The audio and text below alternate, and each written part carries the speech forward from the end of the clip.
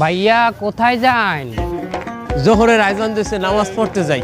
বাহ, ও ভাইয়া শোনেন, নামাজ কিন্তু ছাড়া যাইবে না। নামাজ আমি সারি না তো কখনোই, নামাজেই তো যাইতে আছি। বাহ, ও ভাইয়া শোনেন, যতই যা করেন নামাজ ছাড়া যাইবে না। আরে বাবা, কতবার বললাম আমি নামাজ ছাড়ি না, আপনি কেডা কথা কয়? আরে না ভাই, নামাজ পড়লেই তো হইবে না। সৎ কাজে নিষেধ, অসৎ কাজে আদেশ করা লাগবে না। সৎ কাজে নিষেধ করবো কেন?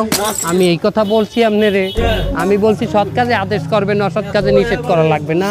মাশাআল্লাহ, আল্লাহ পাক মনে হয় আমার হেদায়েত দিয়েছে। আমার কলমের মধ্যে দিয়ে ভালো ভালো কথা বাইরে আছে। কি বলে, খালি নামাজ পড়লেই হইবে?